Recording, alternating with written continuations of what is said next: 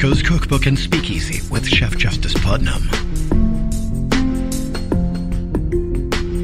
Netrootsradio.com.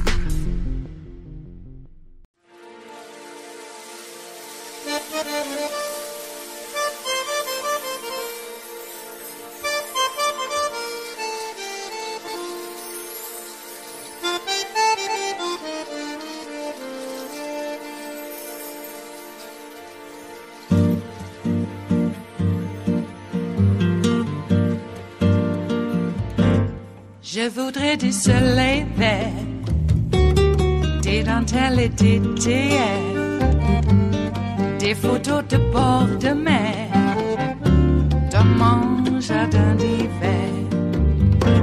Je voudrais de la lumière, comme en Nouvelle-Angleterre.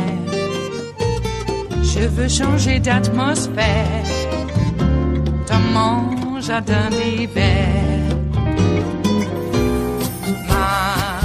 À fleurs sous la pluie de novembre, tes mains qui courent, je n'en peux plus de t'attendre.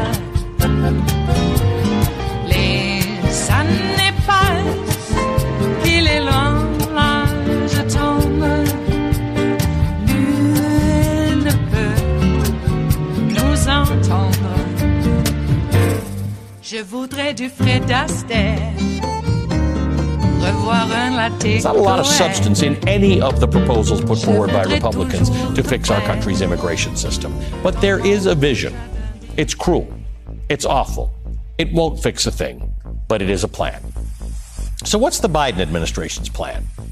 Well, as far as running the country properly, it's been pretty comprehensive and effective. Wages are up, inflation is under control, the stock market is hitting records, consumers are feeling more confident, manufacturing is coming back, and God forbid, if we have another pandemic, our supply chains are stronger.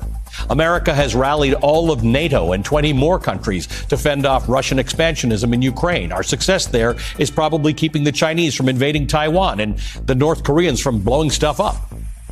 The Biden administration has a lot to brag about as we head into 2024, but we have seen time and time again that those issues are not registering with voters. Biden just isn't getting credit for them. For the most part, Biden's campaign so far has been about what he said he was running for in 2020, a battle for the soul of the nation.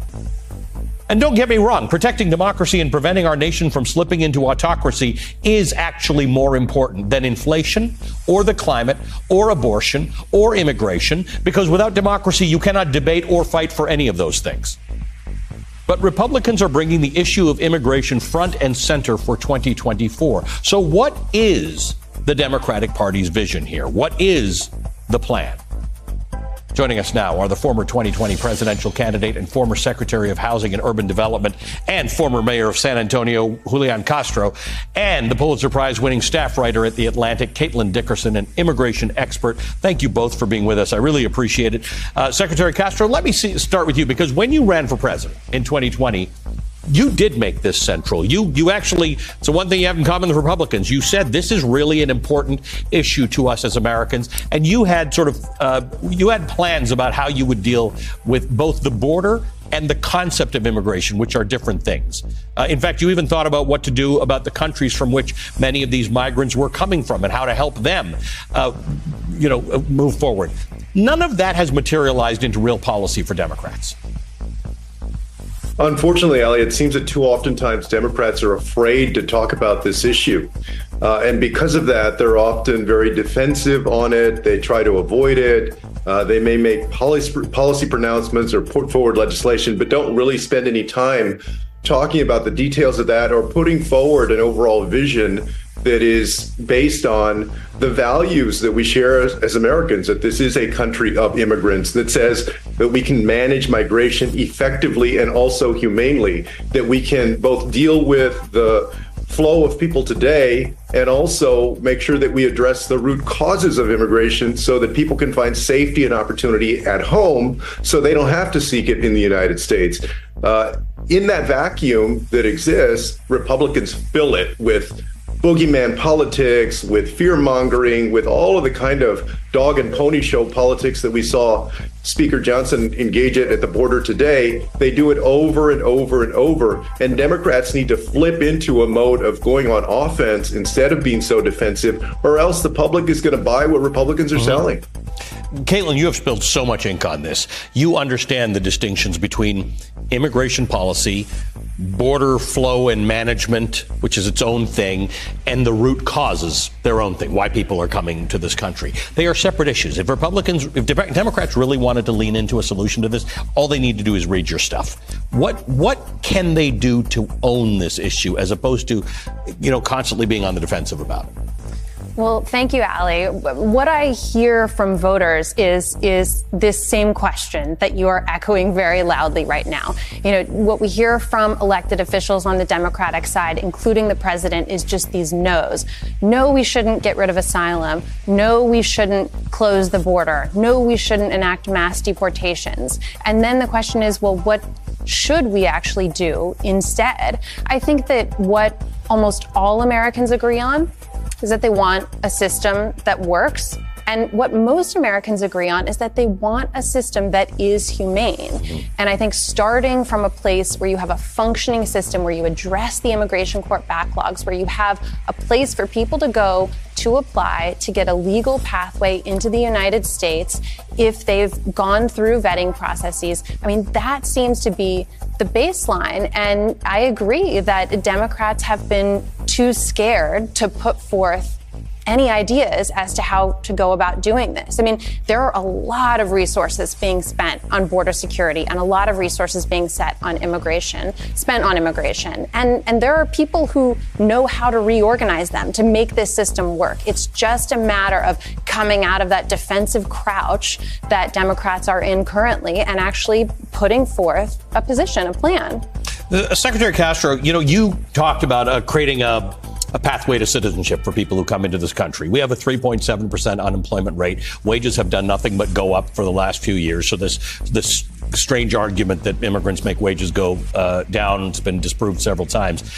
But even I remember talking to John Huntsman when he was governor of Ohio many, many years ago. He was one of a number of Western governors who wanted work permits and ways to get migrant workers into America for agricultural work. We've since realized we need people for manufacturing work, for construction work. The need for immigrants is acute in this country.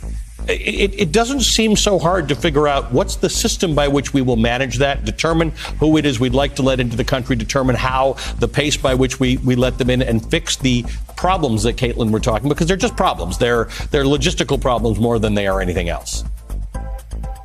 Yeah, I mean, we're sitting on a 3.5% unemployment rate right now in the United States, and there are a lot of industries that already rely on these immigrants for labor and jobs that unfortunately Americans don't want to do. And that's the reality, whether people like it or not. That is the reality out there. And this area of the need for this immigrant labor and our economy, I think that's an intersection where you may see some progress in the years to come. Unfortunately, in the last few years, that business end of the Republican Party has not had a strong voice when it comes to trying to muster support for these kinds of measures, compromises on immigration reform. In fact, you don't hear that argument very often anymore, but it is a reality. We know it here in Texas. We know it in other border states and throughout the country in places like Utah that you mentioned. My hope is that as Congress continues to pursue potential legislation, the economic needs of the country as it involves these immigrants will be under consideration. Caitlin, one of the things you and I have talked about for a long time is that this has been a decades-long failure by both parties. This could have been fixed a long time ago. But this cruelty was not a hallmark of the Republican Party. In fact, former President Bush, Jeb Bush of Florida, they all have views about immigration and and immigration policy that are much more in line with mainstream views. The cruelty is not part of the way they see things. They do see things as the Secretary says, from a sort of an economic perspective, that we need these people in our country. We don't give birth to enough people to supply our workforce on an ongoing basis. What's the shift in the Republican Party, and why has that worked so well? Where is this from? I know that some of it was Sheriff Arpaio, and some of it was Donald Trump coming down the stairs at Trump Tower when he announced his candidacy. But when did that shift happen? Well, I would say the shift has actually not just occurred within Republicans. I think the entire country really has moved to the right on immigration. I think that starts with Donald Trump's rhetoric running in 2016. And I think that it continues today because, as you've said, Republicans have so well harnessed this message. And when you combine very scary rhetoric with a feeling of scarcity, which is always an issue to some degree in this country, whether we're talking about, moments when unemployment is higher, unlike now, or when you're talking about being in a pandemic. We've got a lot of social issues in this country, a lot of people who feel like they need help. And so when you have a scapegoat put in front of you, pointing the finger of blame, it's a very powerful message, and it's a convincing one. Joe Arpaio was sort of famously unpopular. I mean, he was an elected official. He had support, but not somebody who could have run for president and won. And now the entire Republican slate of candidates hoping to run against President Biden are repeating these messages of Donald Trump. It's important to point out, though, you asked me earlier, what works, what should be on the table for consideration? Deterrence, and in particular, policies that are really, really harsh and cruel, taking people's children away from their parents, subjecting them to awful conditions in detention centers for months at a time. These deterrent measures do not work. Yes. At curbing They're just cruel, and they don't solve the problem. Right, exactly. Secretary, when you and I met, you were the mayor of San Antonio. The mayors in this country are in an interesting situation. There are Democratic mayors of cities that either consider themselves officially sanctuary cities or don't, but they generally have positive views on immigration, who are now feeling the squeeze because of these buses and these airplanes that are showing up in cities around the country. These are cities and governors now who are pressuring the federal government to say, you got to solve this problem because now these migrants are in our towns and our states. Again, it's a ruse, but it's working. It's Republican governors like DeSantis and Abbott causing northeastern mayors and governors, Democrats, to put the squeeze on the federal government. Yeah, I mean, it's using these migrants as political pawns. It's cruel, but it's not dumb, pure politics if we're just analyzing the politics of it. And it has had the desired effect of making these mayors pressure the Biden administration to come up with resources. Here's the thing, Allie. The Biden administration has pushed for more resources for whether it's New York or Chicago or other places, and also for some fixes like allowing these migrants to be able to get work permits more quickly so that they can provide for themselves while they await an answer on their asylum claim. But Republicans won't go along with that. At every juncture, they actually block potential solutions, and then they scream about how broken the system is. That is the tragedy. That is the folly here. And that's the hypocrisy of this Republican Party. It is Thursday, the 4th of January of 2024, and you are in West Coast Cookbook and Speakeasy. I am your chef de cuisine, Justice Putnam. Gunner the English Bulldog is our snoozing sous chef. Precious, the little Yorkie, is our door girl, and she will be seating you directly for our especially special daily special, Metro Shrimp and Grits Thursdays. A little bit of jambalaya, a little bit of spice in your life. Okay, well, I did give, I hope, fair warning that yesterday might be what some in the industry call a clip show, because we strung some clips together. And I apologize for that, but I just didn't have the time, and especially when David's signal wasn't coming through, I had to do a little bit of scrambling to, put up some content on the fly. I haven't had backup for quite some time. Oh, well. Anyway, we did go to my mom's follow-up appointment for her echo test that she had the day previous. And it turns out that she's good to go. And that's a good thing, that she's good to go, meaning that she can have the surgery on her carotid artery to, I think what they're going to do is put a stent in. I don't think they actually clean all that stuff out, do they? I don't know. I say a stent because that's the normal procedure, but we will be speaking with the surgeon or surgical team about that, hopefully like soon. So it was intimated to us by the PA in the beginning when they discovered that Mom's carotid artery was 90% blocked. That's not good. That doesn't sound good, and it's not. That this was something that should be moved on pretty quick because, anything can happen. So keeping Mom calm and not upset is a very, important thing to do. It's in terms of palliative care. Is it palliative? Yeah, it'd have to be palliative because we're not going to cure our old age. Wouldn't that be something? Anyway, yeah, if we cure our old age, then you got to put me like at least around 40, okay, at least, because I could still dunk a basketball then. Could I land? I think at 40 I couldn't land. Take me back before my last knee injury, okay, the one where I tore my ACL. We'll do that. How old was I then, 35? Yeah, that's not so bad. That's not too young, not too old. Right now, it seems pretty young. Anyway, so Mom is good to go for this surgery, and now we'll find out when that is, and I presume it could happen pretty quick. I asked the doctor who did the evaluation what the turnaround was now on surgery like that. I mean, certainly it's not outpatient. Everything's outpatient now. Oh, we replaced your heart. You'll only be in there for a few hours, and we wheel you out into the cold unless someone's not there to pick you up, then we'll let you sit in the lobby. What? You just replaced his heart. You're going to let him sit in the lobby in a wheelchair? Give me a break. That's almost like how it is. But no, probably keep her overnight. But it's not a very invasive surgery, not like a hip replacement. So that is not in the cards. And Mom's actually doing quite well with the hip replacement that she did receive. And there were some complications with her heart after that procedure. That's why they say she doesn't have a strong enough heart for that kind of invasive procedure. Because there's a lot of banging involved in that. But this particular procedure is not so difficult or invasive. And it's kind of like snip, snip kind of thing. At least that's what this doctor said. So that's good to know, too, because there's, trauma after the surgery. And, she's going to obviously not be able to talk and might have some difficulty swallowing and stuff. So we got to work through that.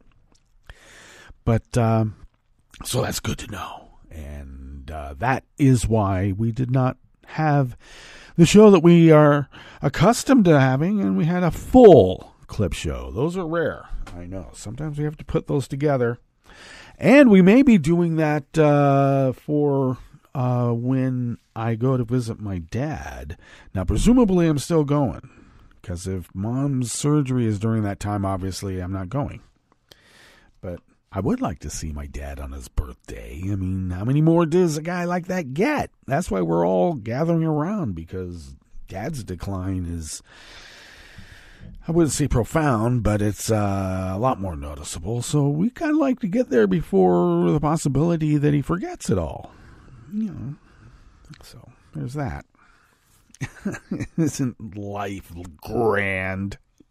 You go through all of this, and at the very end, it's like, where am I? Come on. Couldn't have always been like that. No. I often wonder how much, the Alzheimer's dementia has been a product of our, industrialized life. I wonder. Because did we all suffer this calamity? And we just didn't have a name for it, a way to diagnose it. We just called it senility. Remember that? People got senile. So I guess we did. Because everybody that has Alzheimer's now or, profound dementia, was senile back in the day. Holy senile. Don't worry. But even then, maybe it was anecdotally. It didn't seem like everybody was like just woo-woo on their way out. Okay. And, I don't know. Doing crossword puzzles helps. My dad did crossword puzzles. He did the New York Times every morning. Now he's starting to decline and forget things.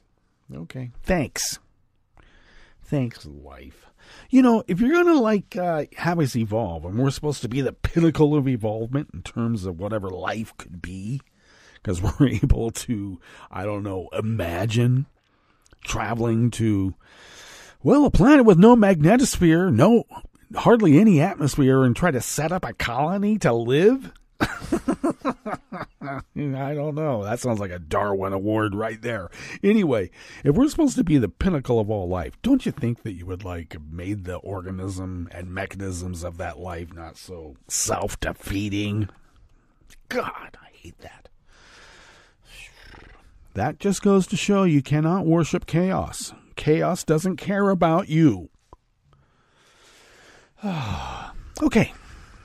Tangents on Thursdays. Maybe we'll change it from Metro Shrimp and Grits Thursday to Tangents on Thursdays, where we just go off.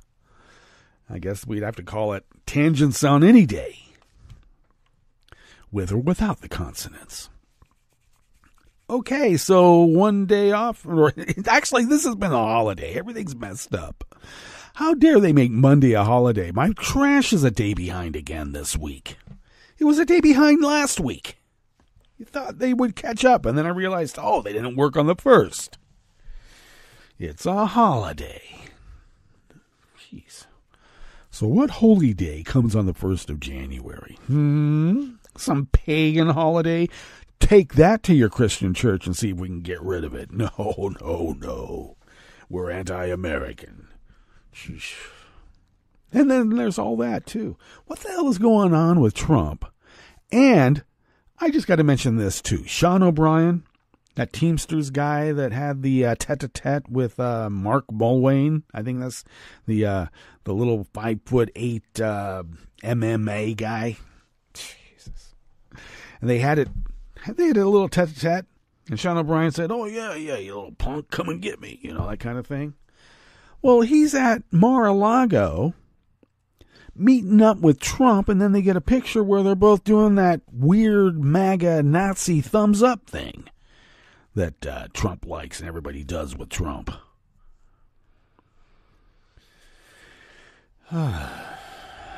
With the most pro-union president in the history of presidents sitting in the White House right now, the Teamsters guy goes to the Nazis.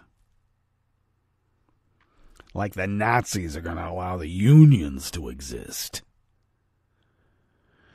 Now, in this case, maybe they met up because Trump is a mobster and the Teamsters have been known to, kind of fudge the books a little bit, shall we say. And when I say fudging the books, when a Teamster says that they just, remember in the good old days when we were strong as a union? What they mean by the good old days is when they kept women, blacks, Latins, Asians, Jews, etc., out of their union.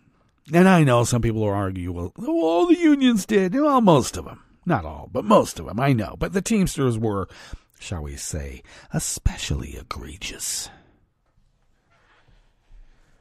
Have any of those guys down on the docks? Yeah. Okay.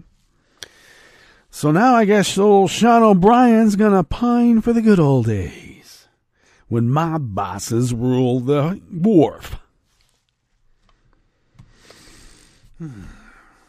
All those wrong people were kept out.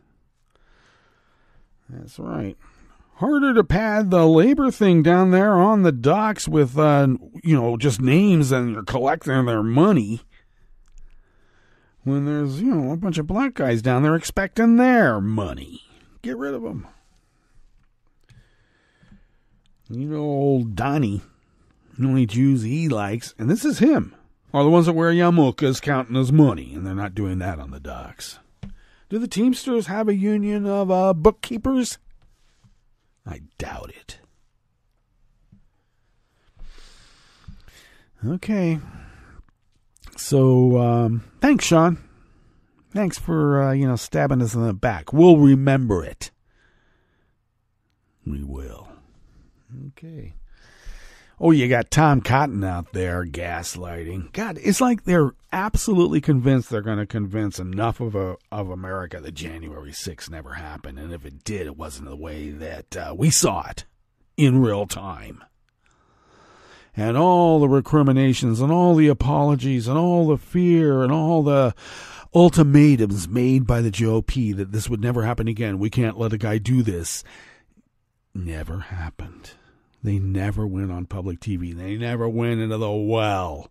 They never went on the floor. They never made these public proclamations that are actually transcribed in the public record. Give me a break. But enough people, hell, MSNBC did and New York Times. Yeah, they had like a focus group in, where was it, Iowa? They love their Trump there. Now, some people think he went a little off, but, racism and, white privilege is a powerful drug. I'm willing to give up representative democracy if it means that these people are part of it. I don't want any part of it. Give me a dictator. Give me a Hitler. Yeah, they're not thinking of Hitler. My God. Home of the brave, my ass. Jeez.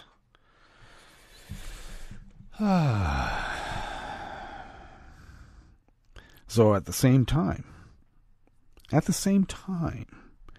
we have not just stochastic terrorism, but actual terrorism being perpetrated by that guy. And his foot soldiers know their orders.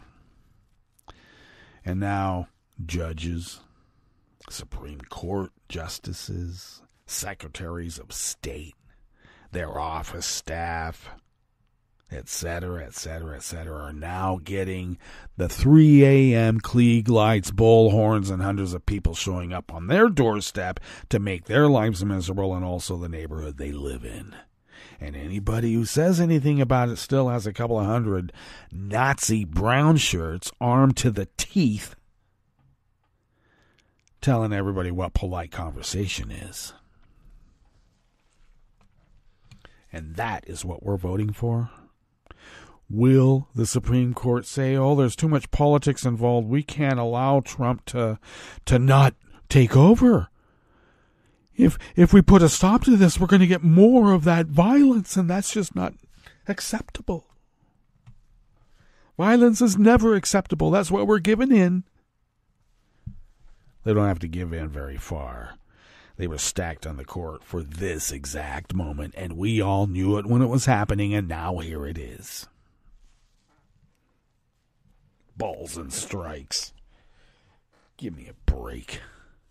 Pandering BS.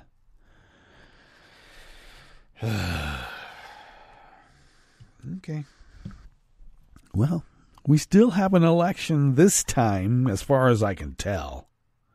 In spite of the absolute Russian, Iranian, Chinese, etc. psyops going on. And there's a lot of people falling for it on our side now, too. Isn't that grand?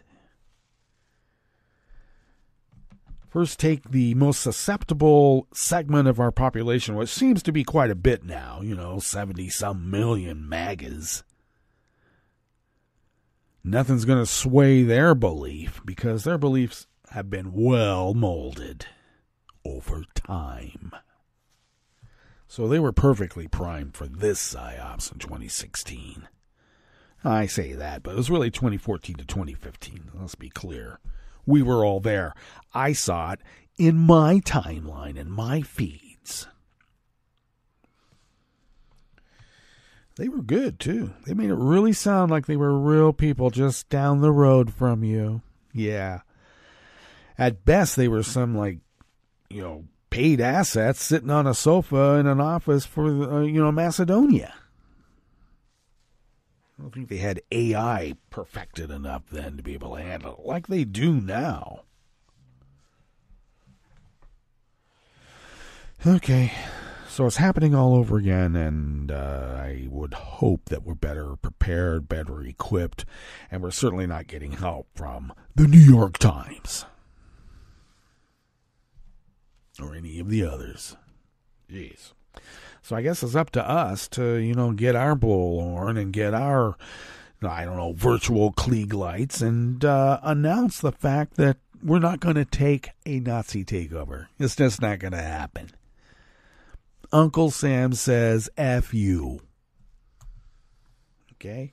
Wolverines, pal. Okay, got that out of my system. No, I didn't. But at least I got it off my chest. I'll never get it out of my system because punching Nazis is like anything. It's like, I don't know, cleaning your toilet. You got to clean your toilet. When you don't, look at the scum that collects. Same thing with Nazis. Got to punch them. Okay. What do we have in store for you here in the Bistro Cafe as we begin this fabulous Metro Shrimp and Grits Thursdays? In this salon called West Coast Cookbook and Speakeasy, at the top, that GOP dog and pony show at the border, you would think would give Democrats an opportunity to contrast with the Republicans' cruel theatrics, stunts, and fear-mongering. That's all they got. The economy's just doing great. No wonder they had 60-some terrorists show up at the border. Yeah, they had some terrorists, actual known terrorists at the border, calling for the destruction of the United States of America. Over 60.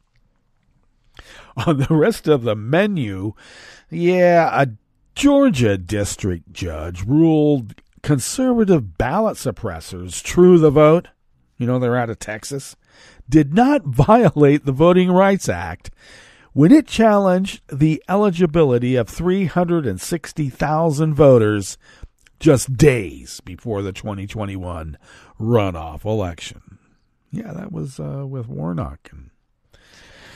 A Wisconsin court ruled absentee ballots with minor problems like an address with no zip code, they're okay to count. Well, thank you.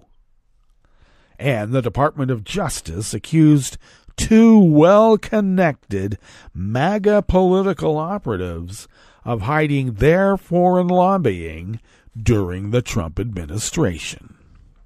After the break, we move to the chef's table, where Hong Kong activist publisher Jimmy Lai has pled not guilty to sedition and collusion charges. And Australia has launched an inquiry into why cabinet documents related to the Iraq War remain secret. All that and more on West Coast Cookbook and Speakeasy. Bon appetit.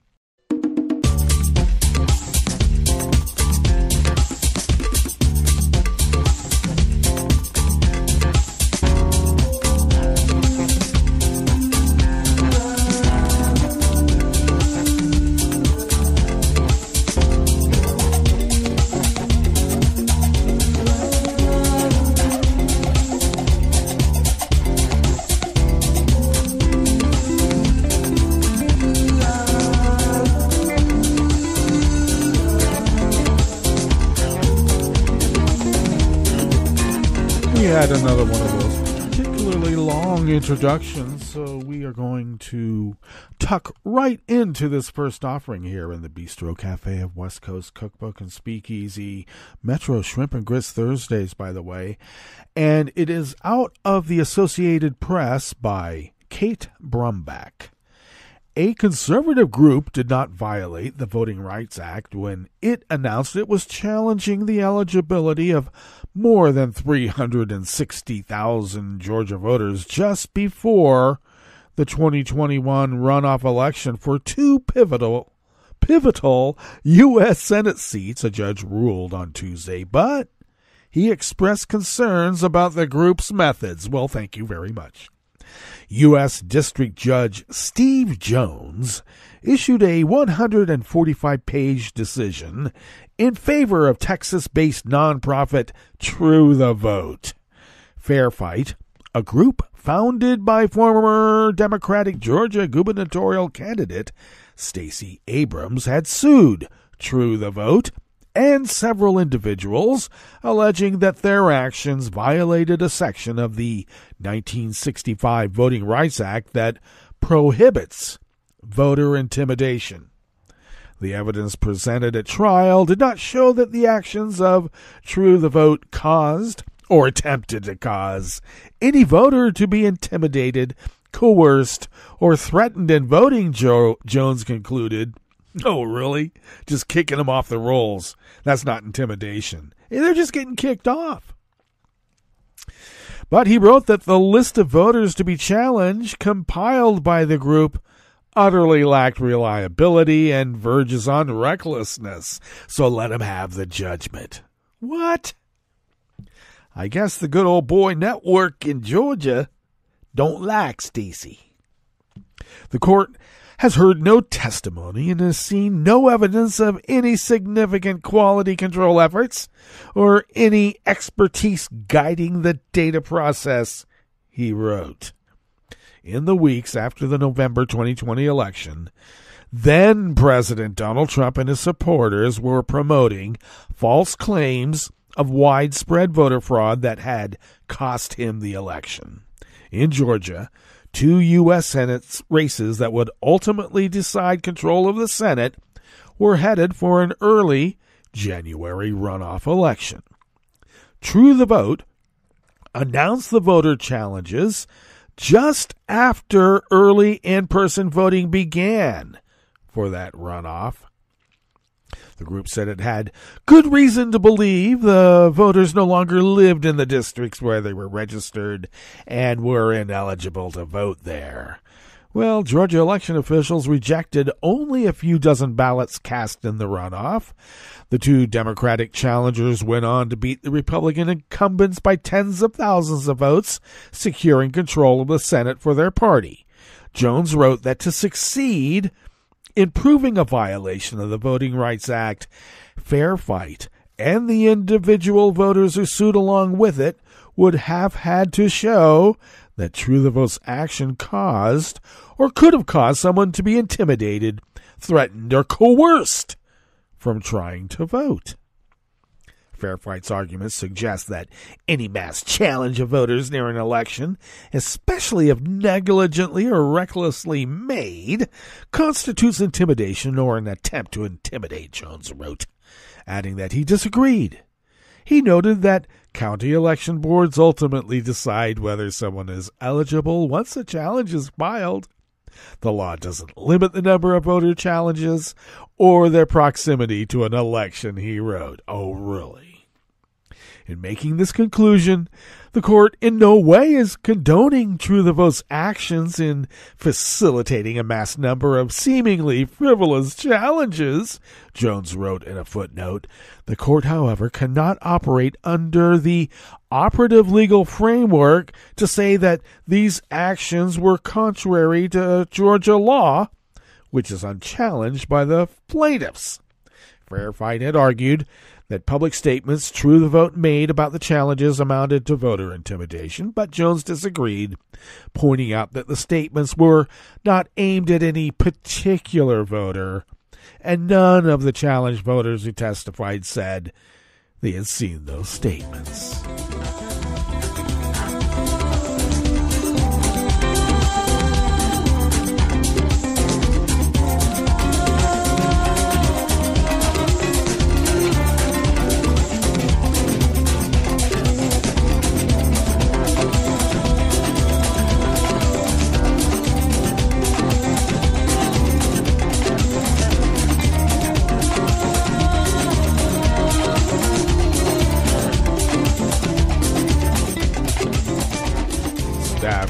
Associated Press brings us this next offering here in the Bistro Cafe of West Coast Cookbook and Speakeasy Metro Shrimp and Grist Thursdays. Wisconsin election officials can accept absentee ballots that contain minor errors such as missing portions of witness addresses, a court ruled, in a legal fight that has pitted conservatives against liberals in the battleground state. Dane County Circuit Court ruled in favor of the League of Women Voters of Wisconsin in its lawsuit to clarify voting rights protections for voters whose absentee ballots have minor errors in listing their witnesses' addresses. The ruling means that absentee ballots with certain technical witness address defects will not be rejected in future elections, the league said. A Waukesha County Circuit Court, siding with Republicans, had barred the Wisconsin Elections Commission in 2022 from using long-standing guidance for fixing minor witness address problems on absentee ballots without contacting the voter.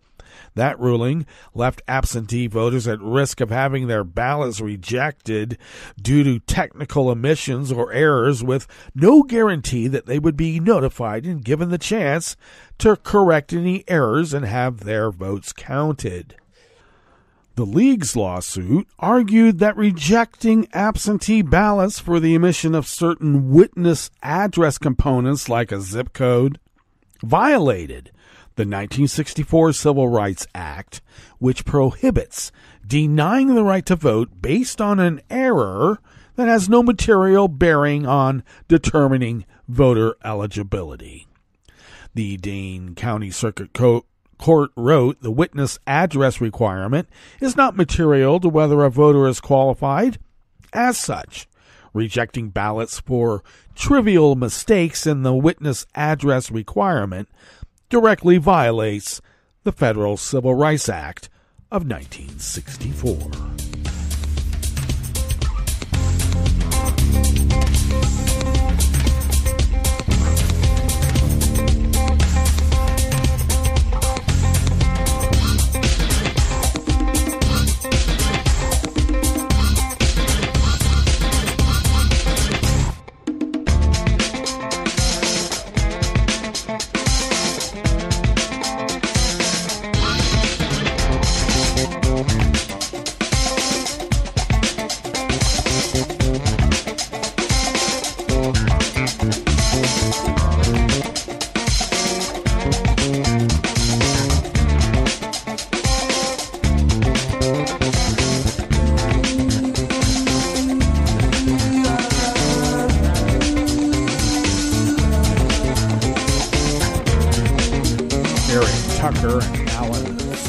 Of the Associated Press brings us this final offering here in the Bistro Cafe part of West Coast Cookbook and Speakeasy.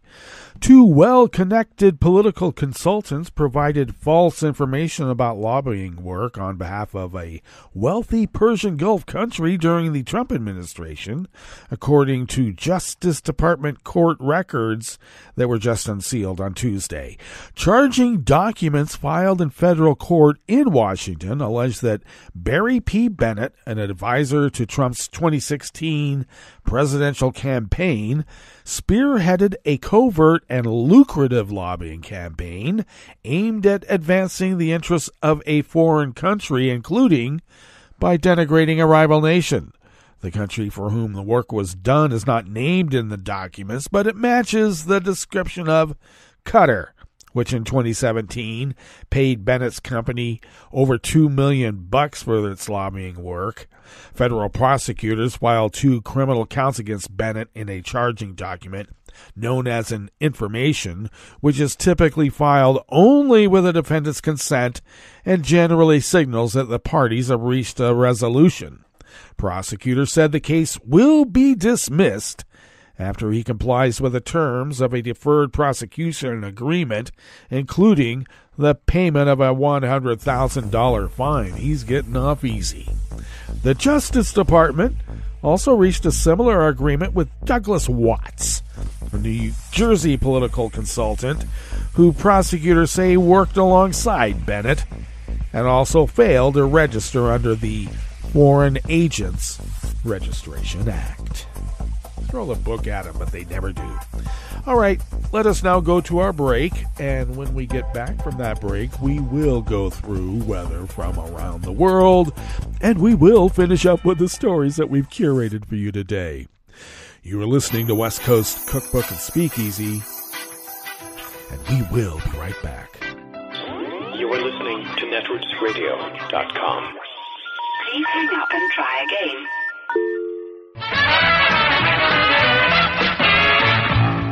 From a point at sea to the circles of your mind, a new force is at work for planetary transformation.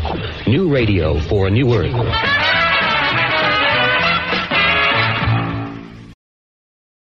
If you came across someone struggling with hunger, how would you recognize them? By their clothes, their age, the way they speak? Would you notice an 8-year-old girl who's not excited for summer break because she may not be having lunch again until September? Or a single father of 2 who works 3 part-time jobs and still can't put enough food on the table? Or maybe a mother who cleans offices at night, hoping to find meeting leftovers to take home to her hungry family. Or a war veteran who's having a hard time landing a job and getting back on his feet. I am the 1 in 8 Americans who struggle with hunger. People you pass by every day but never knew were hungry. I am hunger in America. Hunger can be hard to recognize. Learn why at IamHungerInAmerica.org. Brought to you by Feeding America, 200 Food Banks Strong, and the Ad Council. Hi, it's Tom. Could we humbly suggest your donation to netrootsradio.com? All we've got to run this 24-hour powerhouse of progressive resistance radio is what comes out of our own wallets. And you are our biggest donor. It doesn't take much, $3, $5. Just go to the bottom of our netrootsradio.com page and hit our secure donate button. Heck, you can even make a recurring contribution. So donate what you'd like at the bottom of our netrootsradio.com's homepage. Because you are our biggest donor. netrootsradio.com. Together, we are Resistance Radio.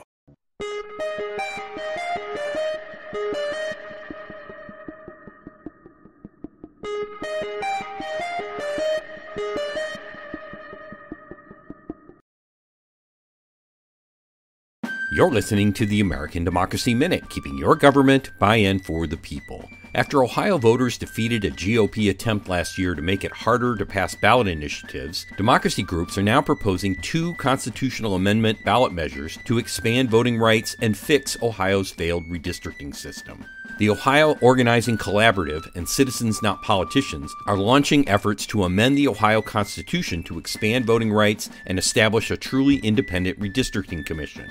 Ohioans endured 3 years of state and federal litigation after the politician-led commission and legislature proposed gerrymandered voting district maps, later rejected by the Ohio Supreme Court. The Citizens Not Politicians amendment would create a transparent 15-member citizen commission made up of voters registered as Republicans, Democrats, and Independents, and make it unconstitutional to draw voting districts that favor or disfavor any party or politician. The Secure and Fair Elections Amendment would implement an automatic voter registration system at the state's motor vehicle offices, allow Election Day registration, give counties flexibility to expand early voting days, and implement a sworn affidavit system for voters without acceptable ID. December 28th, the Ohio Attorney General rejected the language of the Secure and Fair Amendment as too vague, but is allowing the organizers to resubmit new language. We have more information on both initiatives and the groups taking action at AmericanDemocracyMinute.org. I'm Brian Beal. I'm Rick Smith, and this is Labor History in 2. 2013 saw the end of what may have been the longest hotel strike in history. On Father's Day 2003, 130 workers from the Congress Hotel on Michigan Avenue in Chicago walked off the job. They were protesting a reduction in wages and the hotel's hiring of minimum wage subcontractors. For 10 years, the strikers, led by Unite Here, picketed the hotel. The hotel management remained unmoved. Unite Here quietly ended the strike, but that was not the longest strike in history. Not by a long shot. On this day in 1961, barbers' assistants in Copenhagen, Denmark ended their strike. They had first walked off the job in 1928. And the Guinness Book of World Records has declared the strike the longest in recorded history. Every strike or work stoppage has its own character. A strike may be as short as just a portion of a day, or a strike may last for weeks, months, or years. Sometimes union members call strikes to last a specific amount of time, usually a few days. Other times, union members vote for an open-ended strike, with the duration uncertain. The tactic of a strike is one of the most extreme measures a union can take. Usually, a strike means that all other efforts to gain a fair contract have been exhausted. Long strikes have become less common in recent years. According to the Bureau of Labor Statistics, there were only 15 major work stoppages in 2013.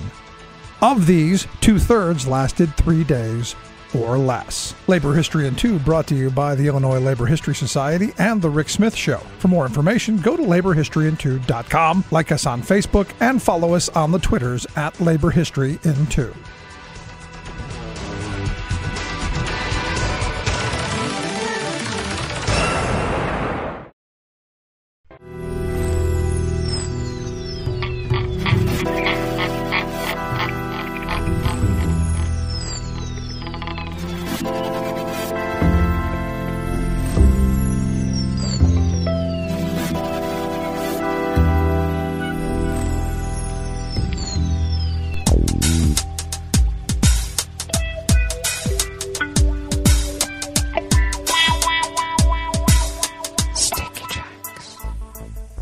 Thank you for accompanying us here to the chef's table at West Coast Cookbook and Speakeasy, Metro Shrimp and Grist Thursdays. A little bit of jambalaya, a little bit of spice in your life. We always begin weather from around the world along the banks of the Rogue River in the Rogue River Valley of Southern Oregon on the west coast of the continental United States of America, where it is currently 40 degrees Fahrenheit. We are under an active winter storm watch. Looks like snow levels are around 2,000 feet, and we're about 700 feet lower than that. So give or take, we could get a little snow in the midst of all this. We have clouds this morning and showers throughout the day, expecting a high in the mid-40s with winds light and variable. Showers early with some clearing overnight, lows in the low to mid-30s, winds light and variable. And it looks like with the rain that we have coming, about half an inch. Then partly cloudy skies tomorrow, Friday, with highs in the mid-40s, winds light and variable. And it looks like we got some more rain coming in Friday night, and then possibility of snow Saturday and Sunday. So we will look forward to that, I suppose. Pollen is rated as none here in our little village of Rogue River. The air quality index for the region is in the good range at 30 parts per million. And that daytime UV index is in its winter low range at level 2. Barometric pressure is falling at 30.31 inches. Visibility is at 4 miles. And relative humidity is at 97%. Weather from around the world is brought to you by a crowd of crowdsourced weather stations that crowdsources from around the world, and that is the Weather Underground. London is 47 degrees with heavy rain and an advisory for disruption due to heavy rain. Paris is 52 degrees and cloudy. Rome is 60 degrees and clear with a active advisory for disruption due to heavy wind. Oh, it looks like Bagram is 42 and cloudy. Kyiv is 33 degrees and cloudy. Hong Kong is 62 and fair. Tokyo is 44 degrees and clear. Melbourne, Victoria, Australia is 65 and fair. San Francisco, California is 50 degrees fair with a beach hazard warning. Do not turn your back on the beach, especially now with high surf and floating debris like, 60-foot drift logs floating in the ocean. Do not turn your back on the sea. Chicago, Illinois is 33 degrees and partly cloudy. And New York is 41 degrees Fahrenheit, cloudy, with a small craft advisory. And that is weather from around the world, brought to you by a crowd of crowdsourced weather stations that a crowd crowdsources from around the world.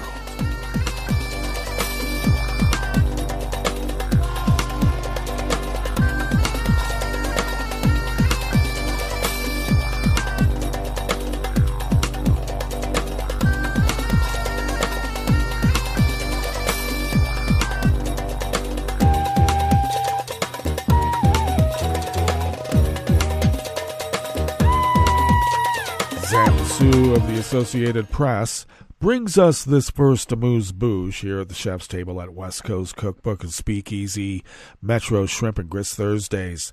Prominent activist and publisher Jimmy Lai pleaded not guilty to 3 charges of sedition and collusion with foreign countries in a landmark national security trial in Hong Kong. He was arrested during a crackdown on dissidents following huge pro-democracy protests in 2019.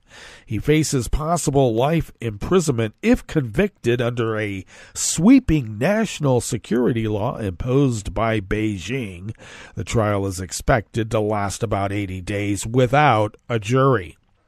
The 76-year-old media tycoon who founded the now-defunct Apple Daily newspaper faces 1 count of conspiring to print seditious publications to incite hatred against the Chinese and Hong Kong governments, as well as 2 counts of collusion with foreign countries to call for sanctions and other hostile actions against China and Hong Kong.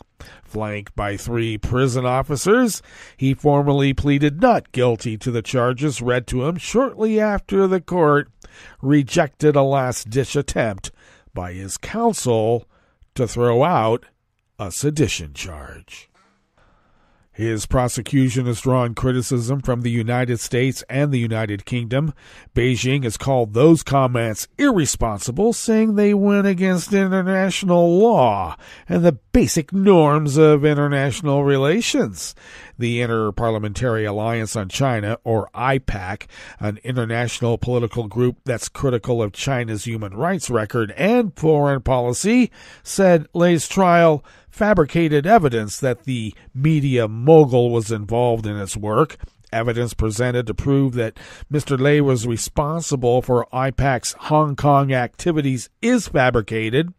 He was not involved directly in any of it, the group said in a statement. It condemned prosecutors' attempts to implicate 2 of its senior members, Executive Director Luc de Pulford, who is based in London, and Japan Director Shiori Yamo, as co-conspirators in the trial. The allegations are made up to suit Beijing's ludicrous narrative that Jimmy was someone behind the pro-democracy movement, de Pulford said. The case is being closely watched by foreign governments, business professionals, and legal scholars. Many of it view it as a trial of the city's freedoms and a test for judicial independence in the Asian financial hub.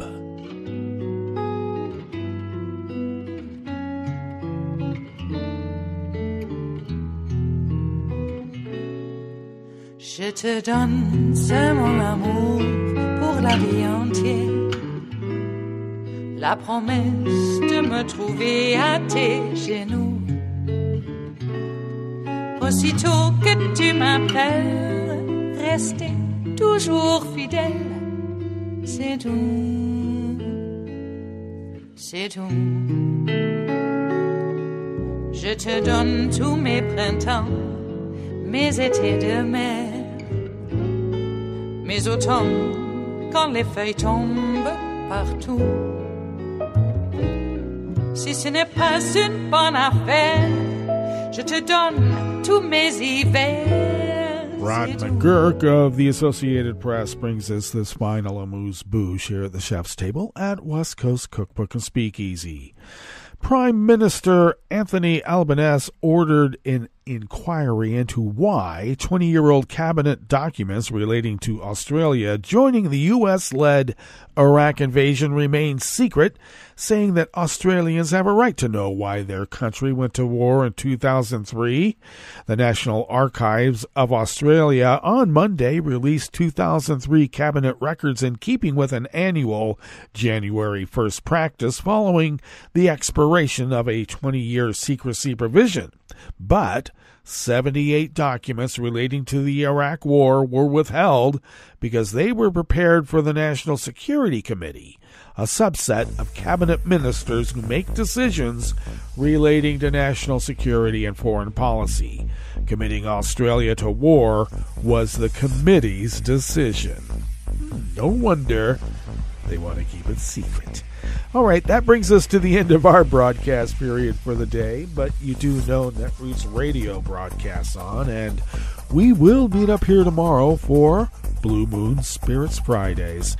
So do stay tuned to Netroots Radio all day and all night for all the breaking news as it breaks, and we will meet up here tomorrow, right here in West Coast Cookbook and Speakeasy. Bon appetit.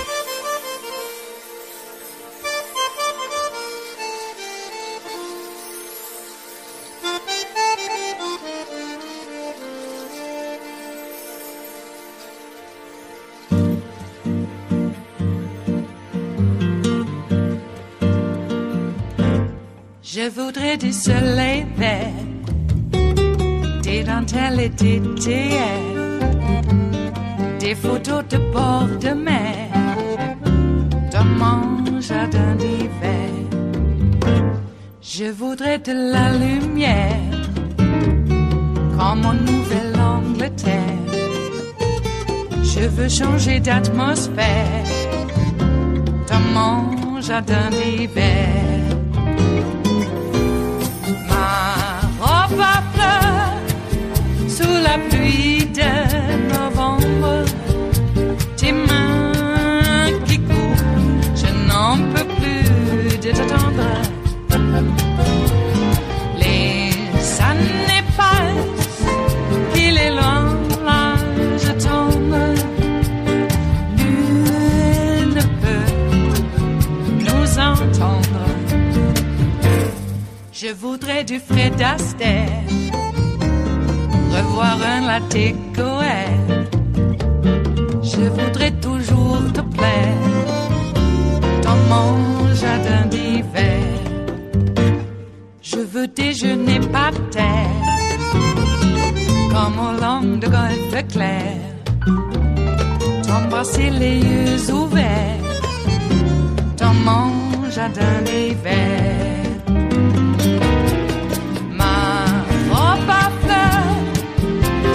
Pluie de novembre, tes mains qui courent, je n'en peux plus de t'attendre.